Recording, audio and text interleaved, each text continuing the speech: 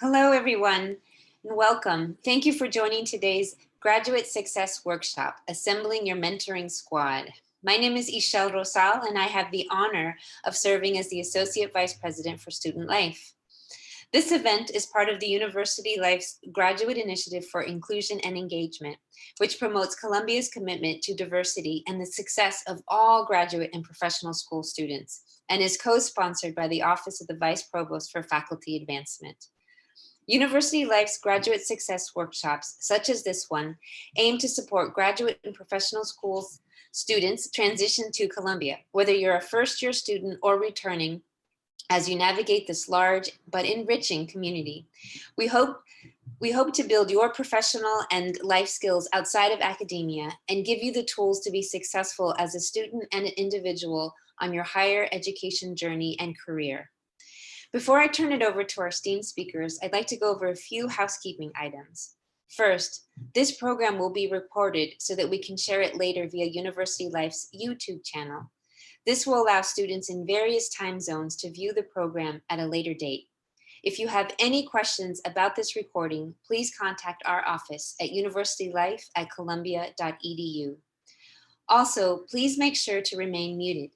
Towards the end of the workshop, there'll be an opportunity for questions, and we ask that you type your questions into the chat box so that we can answer as many as possible. We also recommend that you keep your view on speaker view versus gallery view. Now, I'd like to introduce our speakers. Please note, these are abbreviated bios. Each of our panelists have achieved tremendous accomplishments, and I encourage you to research their full bios after today's event. First up, Dr. Selena Chapman Nelson. Dr. Chapman Nelson is the Associate Dean for Academic Diversity and Inclusion in the Graduate School of Arts and Sciences. She oversees graduate career development as well as initiatives related to graduate diversity, equity, and inclusion. Prior to joining Columbia, Dr. Chapman Nelson was the inaugural Director of Graduate Development and Diversity at the University of Chicago, where she also was a graduate career advisor for students and postdocs in the social sciences and adjacent fields. Next is Dr. Edina Barrios Brooks. Dr. Edina Barrios Brooks joined the Office of the Provost in October of 2015, and she is currently the Assistant Provost for Faculty Advancement. She is responsible for faculty development programming, data analysis, and program evaluation, communications, and special events for the office. Prior to this role, she worked in admissions and student affairs at Columbia at both the undergraduate and graduate level for over a decade, most recently at Columbia Engineering as the Associate Director for Graduate Admissions and Student Affairs for the Industrial Engineering and Operations Research Department. She also has extensive experience in politics and advocacy, including time at the Children's Defense Fund, New York office, and New York's Working Families Party. Please join me in welcoming both of our speakers, and with that, I will turn it over to them. Thank you. All right, here we go. Thank you. All right, so we've already said the title of the workshop, Assembling Your Mentoring Squad. It will become apparent, I hope, through our presentation why we call it that. So just as an agenda here to give you a sense about what we're going to be talking about today. So to give you a little blueprint here, first we'll do some very brief introductions because I'll admit that I forgot that Ishel was going to introduce us. So we'll say a little bit about remind you, how about that, about who we are and where we are within the Columbia context. Since this is a presentation on mentorship, I think it's important to acknowledge some of our own mentors. So I'll do a little sharing about that. We'll do some definitions, and then we'll have you interact with the material and do a couple of activities with us. And then finally, we'll have questions. We'll take questions from you. So some of you did submit questions in advance. So we hope that we will cover most of those questions throughout the presentation, but we'll return to those at the end in case we haven't answered them all. And then we'll open it up for additional questions as well. Okay, so very quickly, again, I am Selena Chapman Nelson. I'm an Associate Dean in the Graduate School of Arts and Sciences here at Columbia. and I oversee graduate career development, which is a new in-house service that we have within the graduate school, and also academic diversity and inclusion. And my colleague, Edina. Oh, you're muted. Hi, everyone. I'm Edina Barrios Brooks, Assistant Provost for Faculty Advancement. I work in the Office of the Provost. And our responsibility really is more on the faculty side, but we think that many of you are potentially future faculty, and that's really kind of the main reason our office is engaged in the graduate initiative. But as Ishel mentioned, I come from a student affairs background. I worked with both admissions and career advising with graduate students prior to this role, and I'm really honored to be here.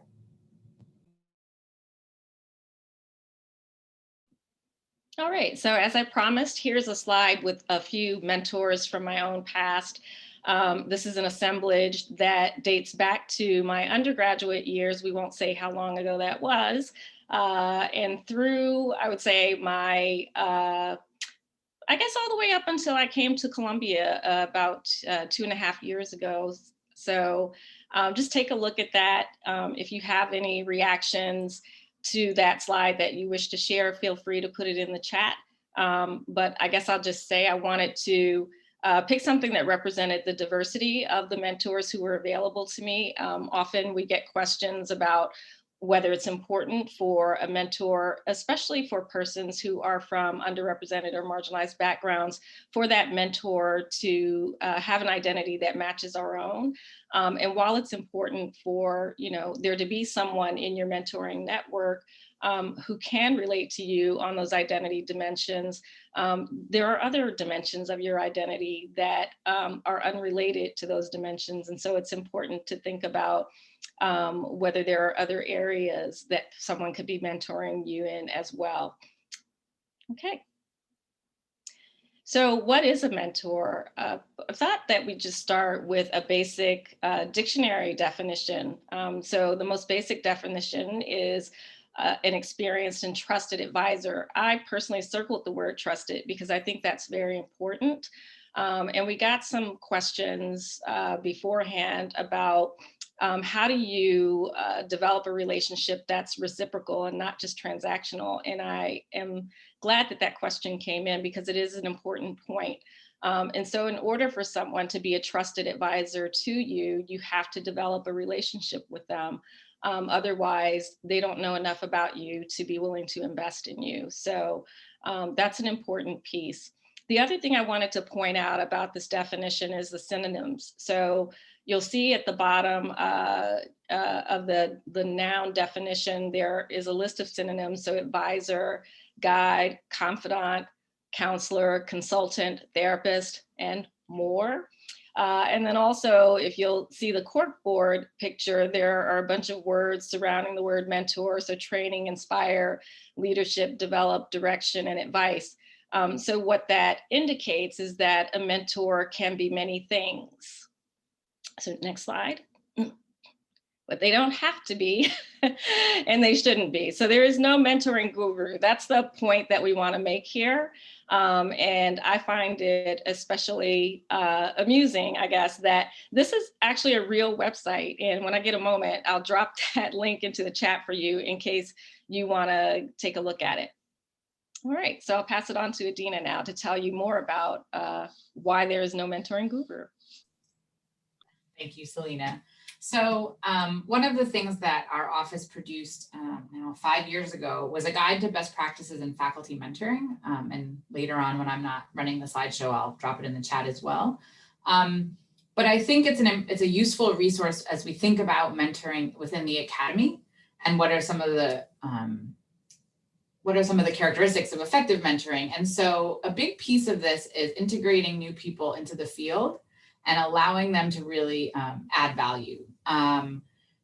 As Selena mentioned, successful mentoring is going to require a network of people at various levels. We'll get into that more in just a second, in various roles, that there is not really one guru. If you remember one thing from this presentation, it will be that there is no one and only mentor who's going to solve all your problems and clear the path, that you're going to really need to develop a network. And we'll talk about what that looks like and what kinds of roles are in those networks.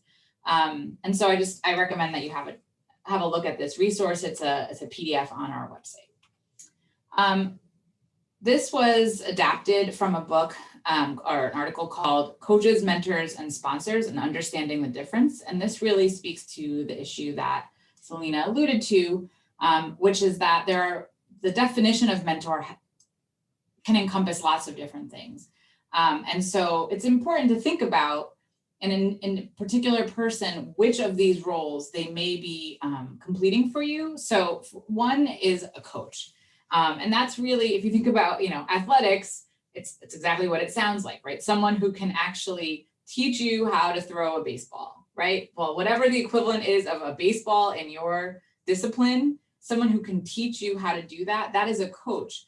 That person may or may not be able to get you your next job. But if they can teach you how to throw a fastball really fast, that is still a very valuable person in your network. And I think that's an important type of mentor to identify. Another, which is particularly important in academia, is someone who is an educator, again, who has the kind of experience to help you navigate this particular set of tasks that you're going to have to do to be successful in your field. The next one, the next row, advisor. This is where, and I think it's important to see this sort of psychosocial expressive side. This is someone who has the relevant experience, but also is going to help you with the kind of personal side of the decisions that you have to make, and provide that kind of psychosocial support that is obviously incredibly important as you're navigating your program and your career afterward. And then finally, the role that I think is people don't think about enough when they're thinking about identifying possible mentors is a sponsor. Who is the person who basically is a boss, who is hierarchical, in a hierarchical sense, can really clear the way and provide you, open the doors because of their authority and their influence. And this is someone, as Selena mentioned, if they know you and they understand your story, your strengths, and we'll talk a little bit more about this, they can advocate for you, they connect you to opportunities. So, these are the kind of people that folks go to and say, do you know someone who can do this? And if you're in their network, then they can connect you to that person and connect you to that opportunity. And that can be an academic opportunity, that could be a work opportunity. And that person, for example, may or may not be the person that you go to when you just need emotional support, right? And so thinking of these as, there could be overlap, and I've definitely had mentors that have been more than one of these, but I don't think I've ever had anyone who's really have fulfilled all of these roles. And I think that is just something that we want you to all be thinking about, and our exercise will help you think about that a little bit more. So in a moment, we're going to ask you to do a mentoring map of your own. And here you see, you have the instructor, trainer, mentors, coach, advisor, and sponsor, and some of the things that each of those individuals will do. If Selena wouldn't mind dropping into the chat a link to a Google slide where these are empty, and we're going to ask you, and what I'll do is go to the next slide, explain the exercise, and then come back to this slide so you can see it. But we're going to ask you, what are your mentoring needs? Please fill in this blank mentoring map. Who do you have that's an instructor? Who do you have that's serving as an advisor? Who do you have that's serving as a sponsor? Who do you have that's serving the sort of coach role? Their name, if you want to, some other characteristics about them. If you could take, let's see here, I don't know, 4 to 5 minutes to go to this Google Doc and fill out your mentoring map, and then we'll come back and discuss what we're going to do with that next. Folks are coming back. In case, I'll give people just 1 more minute. We're going to ask for 2 volunteers to share out what they discussed in their breakouts. So if folks want to raise their hand or write in the chat what they'd like to share, that would be great. Was anybody surprised about any gaps that were in their mentoring networks? Ludovica? I saw you nod your head. What gap did you see there? Yeah, like in my group I was put in, apart from me, they both missed an advisor right now, and I do agree with them because in the future I will have the same problem. Right now I'm in high school, so I do have advisors for helping me to, apply to colleges and, prepare myself for those things.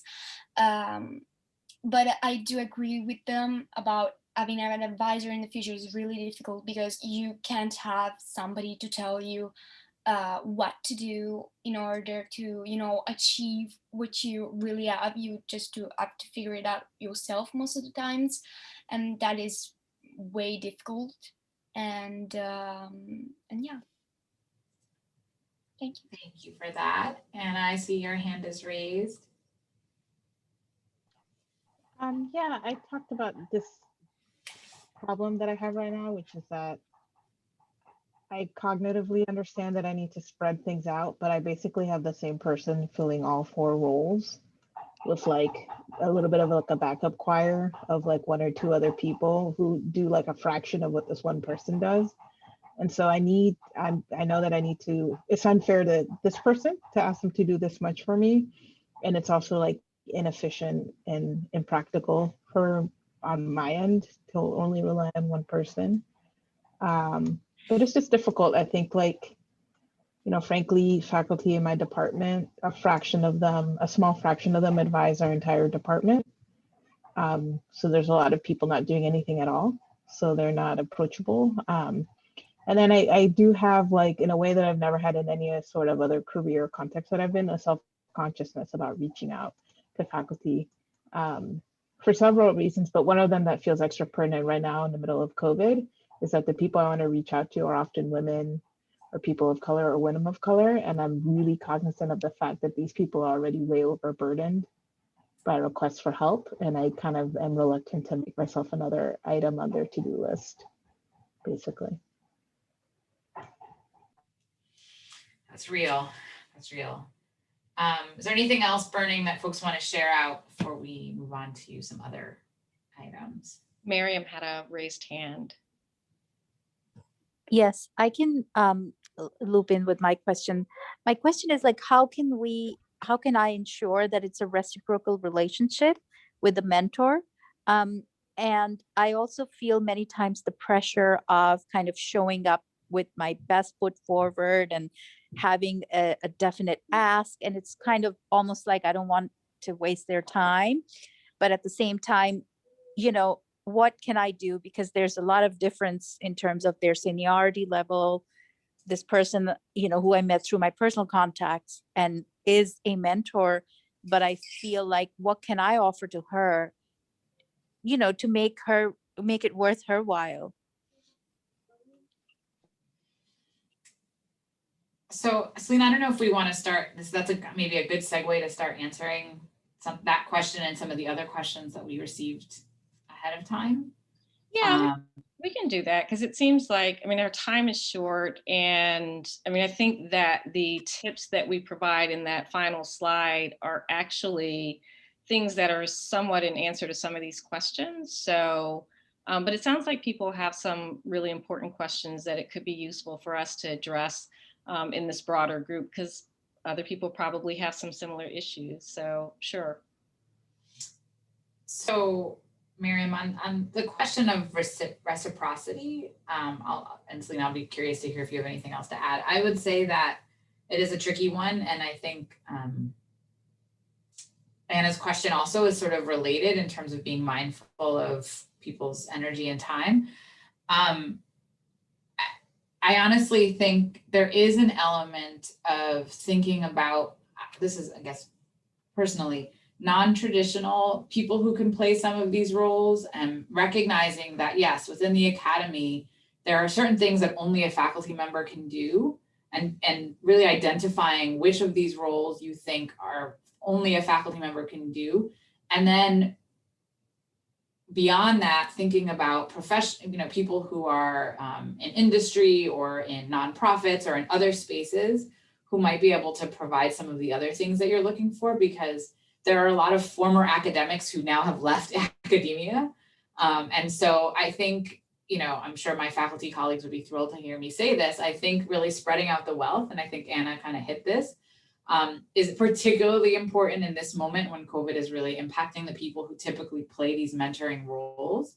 But in terms of reciprocity, things that I always have found useful is offering, for example, to review something that someone's written, even if you're a junior person, right? If people have drafts that they want feedback on, thinking about some of it, this is not necessarily reciprocity, but just acknowledging their work, giving people that positive feedback. Like there was a faculty member today on the Brian Lair show that I work with, and I just sent her a quick note saying like, you were amazing on WNYC. Like, I really loved hearing you there.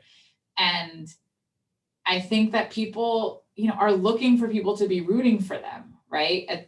Always, but particularly in this moment. So I think if you see the people that you want to be your mentors doing great things, you may think, well, they're like amazing and they don't need like a cheering squad. But I do feel like more than ever, people are looking for a little bit of a cheering squad.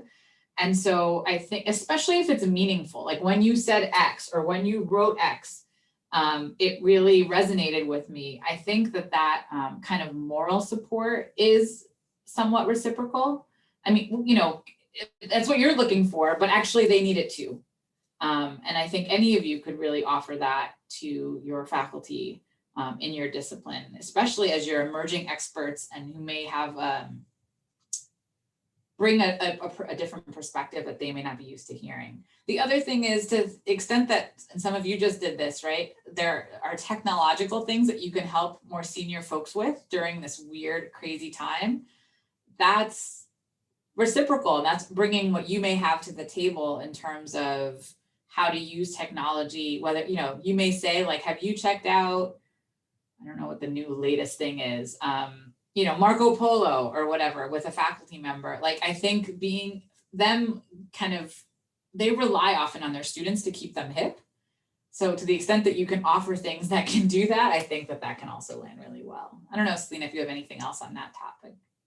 Yeah, I mean, I totally, first of all, co-sign everything that Edina has just said. And so I think most of us feel like we don't have much to offer another person from whom, especially, we're looking for support or advice. But I think the first thing is just being kind and being respectful. And you're already doing that by recognizing that this shouldn't be just a transactional relationship and that you want reciprocity. You want to be able to return the kindness and support. And so I think just however you can demonstrate that. So yes, accolades, checking in. I was going to say, one way to stay connected with not just faculty, but other folks too in your networks is, Twitter, I think, is a great space to be able to keep up on what people are up to, and to be able to join in some of those conversations. So, that's one way. And I think, Anna, with regard to your question, I was going to add one more thing. Like I have a former pastor from more than a decade ago who I haven't spoken to in some time, but she found me on LinkedIn. She had identified a position. This is related to Anna's question too. She had identified a position at an organization where she happened to see that there was someone working there to whom I was connected on LinkedIn as well. And so she reached out and she said, hey, I know we haven't spoken for a while. I hope that you've been well. And she asked for an introduction. And knowing her and knowing that even though we haven't spoken in a while, I trust her. And so that was an introduction that I was willing to make. And so she turned back around. She was able to to get a conversation with that person. And she turned back around and reached out to me and offered to help a family member of mine, you know, in a career capacity as well. And so sometimes that opportunity arises, maybe not at the time when you are requesting support from someone else, but that would be the important too of having some consistency in your contact with folks. So, you know, once you leave Columbia, for example, you can still keep in touch with some of the faculty members and other people with whom you've built relationships here, and you should do that consistently. That's another way of being reciprocal in that relationship. And then for Anna, what I would add is, I'm sure you've thought about this already, I know it's difficult to reach out in this way, but think also about the people outside of your own direct network. So, and this is just what I've talked about. So there are people in, you know, the people who are in your direct networks, they also have networks. And some of those people might be relevant for you. And then one more thing that I would add, and I'll stop there, is that yes, lots of people do have lots of demands on them, but also it might be difficult to think about it this way, but sometimes these relationships are the things that that people cherish and look forward to. So it is a labor of love, and it can be, and it can become burdensome if we let it. But I think you can also let that person make that choice for themselves as well. And I'll stop there. I agree. I just want to underline that. I have a student that I've sort of been an informal mentor for 10 years or so. And just the other day, so we're Instagram friends, and I posted something on Instagram about go outside and play in the snow because it was so beautiful, like 3 snowstorms ago or something. And he wrote back, he had a question about something professional, but he started by saying, like, it was, thank you for encouraging me to go play in the snow. I really needed that. Which made me feel like he saw me as a human and not just a conduit to the question he had, that he actually is sort of engaged in my life in this weird cyber world. And so it's, you know, be sincere. Obviously, it's like, you shouldn't be calculating, like, haha, I will speak on her snow play. But I think if you really can, you know, find mentors who you are sincerely interested in their lives and what's going on with them, then I mean, what Selena just said is absolutely true. It is a labor of love. And I was like happy to write back to him and answer his question because it feels like a real relationship. It doesn't feel fully transactional.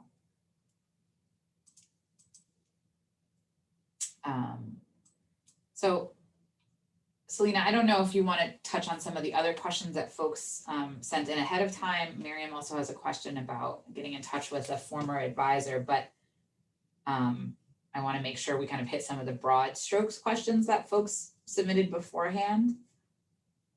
I don't know if you have this. Yeah, I'm just taking a look. Oh, I did want to, there's one that I starred, and this is probably for people a little earlier in their academic trajectory, but there was a question about how does one get a good advisor match? And in particular, thinking about faculty, I guess, but a person who's very busy but relevant to agree to be your advisor. And I think that was the key for me when that language was included, to agree to be your advisor, because maybe this isn't what you meant, but it triggered for me this sort of notion about a very busy person who is largely unavailable and therefore difficult to secure a relationship with in an advisory capacity. And I think you want to give some thought to that, because think about what your particular needs are as a potential advisee. And if you need someone who is going to be responsive to you, but this is a person who's, it's already difficult to sort of break into that relationship, that is a good indication of what that advising relationship would look like, even if you do establish that relationship. So I think about, you know, the model that that Edina shared with you earlier, and are there other places within that kind of advising matrix where that person could be useful, even if you didn't have regular, frequent interaction with them, and think about whether that might be a better place for them to serve as a mentor to you. And if so, you know, if there is some way in which you want them to serve in an advisory capacity, but you're unsure as to how to establish that relationship, I think, the first thing, I don't know if this person has already, if you've already asked, but that would be the first step. So just reach out and ask and say what your needs are. So that's the first thing. And if that doesn't seem to work, then you can always look within your networks to see if there's someone who could make an introduction to that person for you. So maybe it's another faculty member with whom you had a class and you have a good relationship with that faculty member. And you can say, listen, this person does some work that's highly relevant to the work that I do, but I'm just not sure how to approach them to ask if they could support me in this way, et cetera. And so rely on that trusted relationship to make that connection for you. So that's where I would start with that. I don't know, Edina, if you wanted to add to that. No, I think that's fantastic advice. And I think the last piece of what you just said, I think if you do nothing else when you leave here, and we should probably begin to wrap up, at least in terms of some of our next steps, is think about who you know who does this, who you think does this well, or who you think has a great network and that you trust. And it could be someone who's in your field or not, and brainstorm with them about people that they could connect you with. I mean, I think that has been really, when I felt stuck, especially when I was making a move to a new career, I would go to the person who I did know in that new space and say, who should I be talking to? Can you make those introductions? And often I just had some great connections that were 1 degree separated. But the trick is that person has to be someone who knows and respects and trusts, and you trust, and that they trust you. That will do that kind of matchmaking, but it can be really powerful. So Selena, I'm going to open the go back to the presentation just to sort of wrap up some of the next step stuff. Sure. So here we are. So Selena, I don't know if you want to do these or if you'd like me to. These were the ones. I think be courageous is the first one. Yeah, I'm not sure if we have time to go through all of them, but maybe, just pop them up there. And I think, in general, what we're saying, we've already said, which is be courageous. That means just don't be shy, introduce yourself. After these Zoom, we're in a remote context. So there was a category of questions about how do you do this remotely? And I think it's not more difficult. In some ways, it's a little easier because you don't get sort of the nerves, the butterflies in your stomach and, tripped up over your words, et cetera, when you're trying to talk to someone in person. So you can start by reaching out by email or something. The second is being proactive. So stepping into that space. I think, as Edina has suggested, you can, if you see an article that brings to mind the work of a faculty member who you admire, then go ahead and email that article to them, to say, I read this and I thought of you and your work. Be connected. So we already talked about that. And I know there's some reluctance about social media, but again, I think, connecting on something like Twitter or LinkedIn can be useful. So I've already demonstrated how people have connected to me in this way. Be consistent. So this does address Miriam's question that was in the chat as well. So if you haven't maintained that consistency, it is okay. So as I noted, my colleague or friend reached out to me after about a decade, and you can reach out and remind them of what your relationship was. I think that's where you want to start. But then every now and then, and that's the timely piece, every now and then reach out again and say, this is what I've been up to since we last spoke, wondering how you're doing. And that could be timely too. So if they shared an article with you that they suggested that you read and you read that, or Sal has recommended that we all see The Social Network. So, we can reach out to Sal and say, hey, we watched that movie that you talked about, which I have seen and is very interesting. So, but those are just some tips that we wanted to leave you with as you're thinking about how do you make these connections.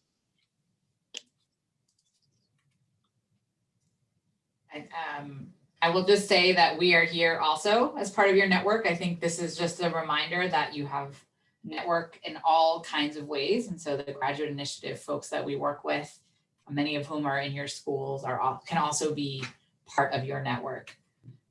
We are not going to go over this now. We don't really have time for questions. I think in terms of the next 3 steps, I think about how you're going to fill in that mentoring map that you worked on earlier. Connect with the person who you were paired with, and set up an accountability time. I mean, well, hopefully they can leave the Zoom open for a little bit so people can share email addresses and find a way to connect. But I think that those are at least 2 steps. And then 3, come up with a plan beyond that of things that you might take away from this workshop, to continue to build your network. A couple of people already asked this in the chat. Selena and I are available via email to answer any follow-up questions. Chapman.nelson@columbia.edu and Edina@columbia.edu. Yes, I had friends in CUIT a long time ago, so I got the Prince-like email address. These are our office websites if you are interested. And I think with that, we are going to say thank you and turn it back over to Ishel. Great, thank you so much, Edina, and my thanks to both of you, both you, Edina and Selena, for sharing your time and expertise with us. I just want to remind everyone that today's event is part of the Graduate Initiative for Inclusion and Engagement. This is only one of a series of events throughout the semester. We have an alumni roundtable and a Black and Latinx roundtable coming up, so be sure to check out our events calendar, which has been included in the chat. For details and registration info, they'll be coming soon. I'd also like to extend a big thank you to everyone who attended and participated. We hope that you were able to gain a lot out of this event. And lastly, you will receive a feedback form and a follow-up email, and we encourage you to fill it out with any feedback you may have so that we can continue to put on events that serve your needs and interests as students. Thank you, everyone. Stay safe and healthy and warm. We hope to see you all very soon. Thanks again, everyone. Have a good night. Everybody, take care. Bye.